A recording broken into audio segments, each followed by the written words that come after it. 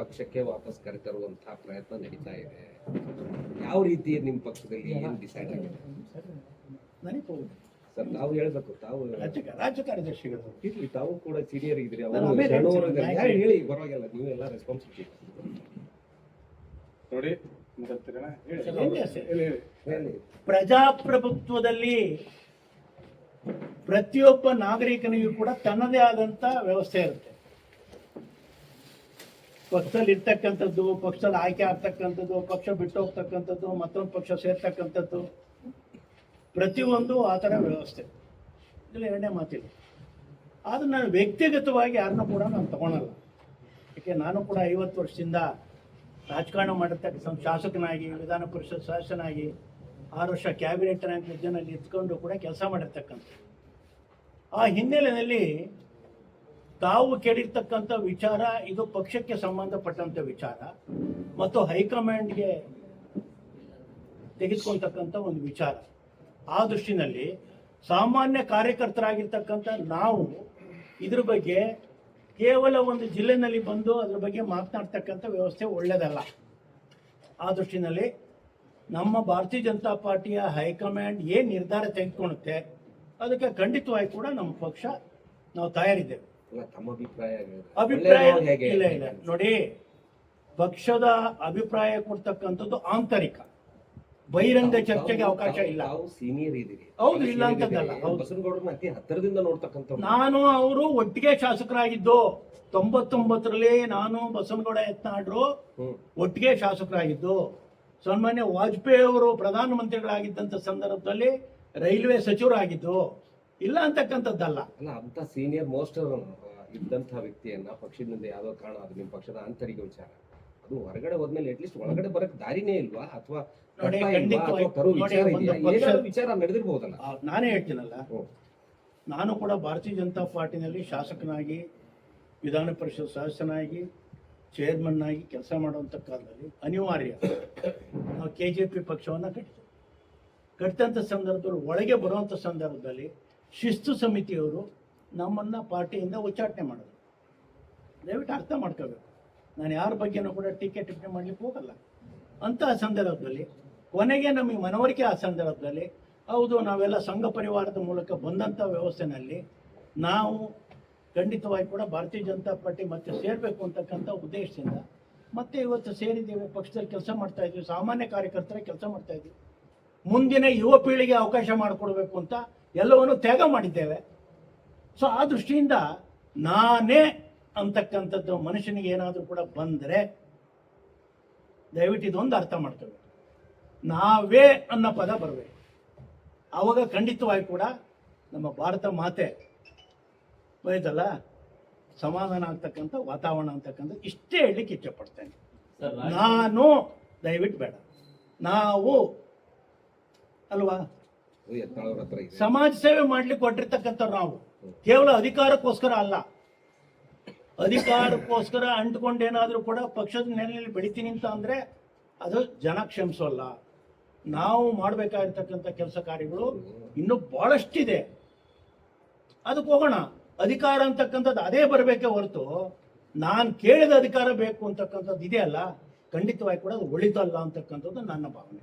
Sir, ಈಗ ರಾಜ್ಯ BJP ಈ ಸಿಚುವೇಶನ್ಗೆ ವಿಜೇಂದ್ರ ಅವ್ರ ಟೀಮ್ ಏನಿದೆ ಅದೆಲ್ಲ ಶರಣಣ್ಣವರು ಸರ್ ಎಲ್ಲರೂ ಹೆಸರು ಹೇಳಿದ್ರು. ಅವರು ಇವ್ರನ್ನೆಲ್ಲ ಪೂರ್ತಿ ಹೇಳ್ಬಿಡ್ತೀನಿ. ಶರಣು ತಳಿಕೆರೆ ನನಗೆ ಅವ್ರಿಗೂ ಗೊತ್ತಿಲ್ಲ ನನ್ನ ಪೂರ್ತಿ ತಳ್ಳಳ್ಳಿ ಅಂತಾರ, ಸಿಕ್ಕಾಗ ಒಂದ್ಸಲ ಶರಣು ತಳಿಕೆರೆ ಅಂತ ಪಿ ರಾಜೀವ್ರಂತೂ ಅವ್ರ ನೇರ ಹೆಸರೇ ತಗೊಂಡು ಅವರೆಲ್ಲ ಚೀಲಗಳನ್ನು ಪದ ಬಳಸಿದ್ರು. ನೋಡ್ರಿ, ಇಲ್ಲಿ ರಾಷ್ಟ್ರಕ್ಕಾಗಿ ಕೆಲಸ ಮಾಡ್ತಕ್ಕಂಥ ಭಾರತೀಯ ಜನತಾ ಪಕ್ಷದ ಕಾರ್ಯಕರ್ತರು ನಾವೆಲ್ಲರೂ ಕಡೆ ಹಿರಿಯರು ಕೂಡ ಇಲ್ಲಿದ್ದೇವೆ. ನಮ್ಮ ರಾಜ್ಯಾಧ್ಯಕ್ಷರು ಯಾವಾಗಲೂ ಒಂದು ಮಾತು ಹೇಳ್ತಾರೆ, ಕಾಯಲು ಮೇಲೊಬ್ಬನಿದ್ದಾಗ ಕಾಯಕವಿಲ್ಲದ ಕೊಂಕಿನ ಮಾತಿಗೆ ಕೊರಗುವುದೇಕೆ ಅಂತಕ್ಕಂಥ ಮಾತನ್ನು ಹೇಳ್ತಾರೆ. ಆ ಮಾತನ್ನ ಪುನರಾಲೋಚನೆ ಮಾಡ್ತೀನಿ. ಇವತ್ತು ನರೇಂದ್ರ ಮೋದಿ ಅವರೇ 45 ವರ್ಷದ ರಾಷ್ಟ್ರೀಯ ಅಧ್ಯಕ್ಷರಾದಂತ ನಿತಿನ್ ನಬೀನ್ ಅವರ ನಮ್ಮ ಬಾಸ್ ಅಂತ ಅಂತಕ್ಕಂಥ ಮಾತನ್ನ ಕರೆದು ಚಿಕ್ಕ ವಯಸ್ಸಿನ ಅಧ್ಯಕ್ಷನು ಕೂಡ ಬಾಸ್ ಅನ್ನ ಕರೆಯೋದ್ರ ಮುಖಾಂತರ ರಾಷ್ಟ್ರೀಯ ಅಧ್ಯಕ್ಷರಿಗೆ ಯಾವ ರೀತಿ ಗೌರವ ಕೊಡ್ಬೇಕು ಆ ರೀತಿ ಗೌರವವನ್ನು ಕೊಟ್ಟಿದ್ದಾರೆ. ಪಕ್ಷದ ಒಳಗಿದ್ದವ್ರ ಬಗ್ಗೆ ನಾವ್ ಏನ್ ಬೇಕಾದ್ರೂ ಮಾತಾಡ್ಬೋದು, ಯಾವ ರೀತಿ ನಾವು ಶಿಷ್ಟಾಚಾರ ಯಾವ ರೀತಿ ಗೌರವ ಕೊಡಬೇಕು ಪಕ್ಷದ ಅಧ್ಯಕ್ಷ, ಹೊರಗಿದ್ದವ್ರ ಬಗ್ಗೆ ನಾವು ಮಾತಾಡ್ತಕ್ಕಂಥ ಅವಶ್ಯಕತೆ ನಮ್ಗಿಲ್ಲ.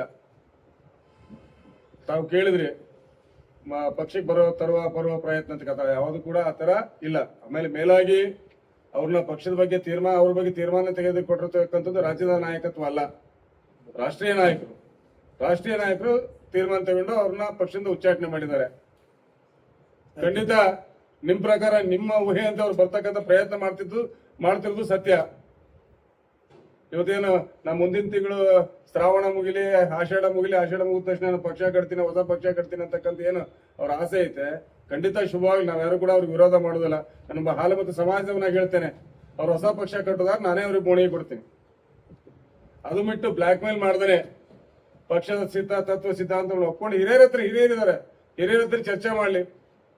ಈ ಹಿಂದೆನೂ ಕೂಡ ನಾನು ಅನೇಕ ಬಾರಿ ಪಕ್ಷದಲ್ಲಿದ್ದೆ, ಅನೇಕ ಬಾರಿ ನಾನು ಪಕ್ಷದಿಂದ ಆಚೆನೂ ಹೋಗಿದ್ದೆ. ಮತ್ತೆ ನಂಗೆ ಬರುವ ಆಸೆ ಇದೆ ಅಂತಕ್ಕಂಥ ಅಭಿಪ್ರಾಯವನ್ನ ಪಕ್ಷದ ಹಿರಿಯ ಮುಖಂಡರಲ್ಲಿ ಅಥವಾ ರಾಜ್ಯಾಧ್ಯಕ್ಷರಲ್ಲಿ ಮನವಿ ಮಾಡ್ಲಿ, ಅದನ್ನ ಹಿರಿಯರು ಯೋಚನೆ ಮಾಡ್ತಾರೆ. ಸಾಧ್ಯವಾದ್ರೆ ನಾನು ಕೂಡ ರಾಜ್ಯದ ಕಾರ್ಯದರ್ಶಿ ಇದ್ದೀನಿ, ನನ್ನ ಹತ್ರನೂ ಕೂಡ ಮನವಿ ಕೊಡ್ಲಿ.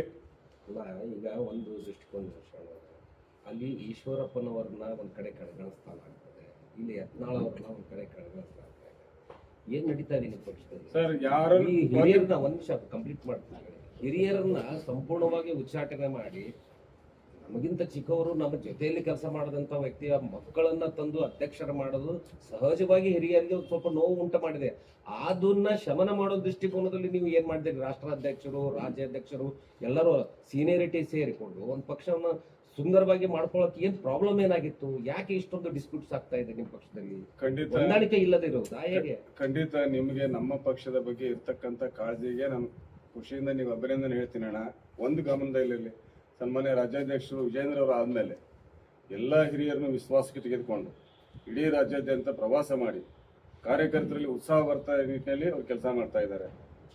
ಕಳೆದ 2023 ವಿಧಾನಸಭೆ ಚುನಾವಣೆಯಲ್ಲಿ ನಮಗೆ ಪಕ್ಷಕ್ಕೆ ಹಿನ್ನಡೆ ಆದಂಥ ಸಂದರ್ಭದಲ್ಲಿ ಮಾನ್ಯ ರಾಷ್ಟ್ರೀಯ ನಾಯಕರೆಲ್ಲರೂ ಕೂಡ ವಿಜೇಂದ್ರ ಅವ್ರನ್ನ ರಾಜ್ಯಾಧ್ಯಕ್ಷನ ನೇಮಕ ಮಾಡಿದಾಗ ಇಡೀ ರಾಜ್ಯದಲ್ಲಿ ಒಂದು ಮಿಂಚಿನ ಸಂಚಾರ ಆಯಿತು. ಈ ಗ್ಯಾರಂಟಿ ಭರಾಟೆಗಳ ಮಧ್ಯೆ ನಾವು 2 ಅಂಕಿ ದಾಟೋದು ಕಷ್ಟ ಅಂತ ಇತ್ತು ಲೋಕಸಭೆ ಚುನಾವಣೆಯಲ್ಲಿ. NDA 19 ಕ್ಷೇತ್ರಗಳಿಗೆ ಗೆಲ್ತಕ್ಕಂಥ ಸಾಧನೆ ಮಾಡಿದ ವಿಜೇಂದ್ರ ನೇತೃತ್ವ ಅಲ್ವೇ? ಹಾಗಾದ್ರೆ ರಾಜ್ಯಾಧ್ಯಕ್ಷ ಆದ ಮೇಲೆ ಬಹಳಷ್ಟು ಜನ ಹೇಳ್ತಾರೆ ಇಲ್ಲ ಯಾರು ಚೆನ್ನಾಗಿದೆ ಅಂತೇಳಿ. ಆ ರೀತಿಯಿಂದ ಇದ್ದಂತ ಸಂದರ್ಭದಲ್ಲಿ ಕೂಡ ಸ್ವತಃ ಮುಖ್ಯಮಂತ್ರಿಗಳ ಮೂಢ ಹಗರಣ ಆದಾಗ ಬೆಂಗಳೂರಿನಿಂದ ಮೈಸೂರಿನವರೆಗೆ ಪಾದಯಾತ್ರೆ ಮಾಡಿ 14 ಸೈಟ್ಗಳನ್ನ ವಾಪಸ್ ಕೊಡ್ತಕ್ಕಂಥ ಕೆಲಸ ಮಾಡಿದ್ದು ಹೋರಾಟ ಅಲ್ವಾಗರೆ. DK ಶಿವಕುಮಾರ್ ತಮ್ಮನ ವಿರುದ್ಧ ದೇವೇಗೌಡರ ಅಳಿಯ ಮತ್ತು ಹಿಂದಿನ ಜಯದೇವದ ನಿರ್ದೇಶಕ ಇರ್ತಂತ ಸನ್ಮಾನ್ಯ ಡಾಕ್ಟರ್ ಮಂಜುನಾಥ್ ಅವ್ರನ್ನ ಪಕ್ಷದಿಂದ ನಿಲ್ಲಿಸಿ ಪಕ್ಷದಿಂದ ಗೆಲ್ಲಿಸಿ DK ಶಿವಕುಮಾರ್ನ ಸೋಲಿಸಿದ ನಿಜಾನ ಹೌದಲ್ವಾಗರೆ?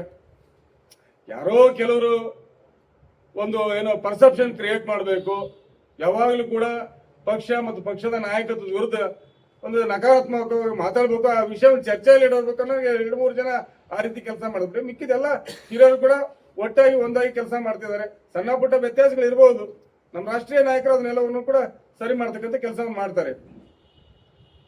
Okay sir.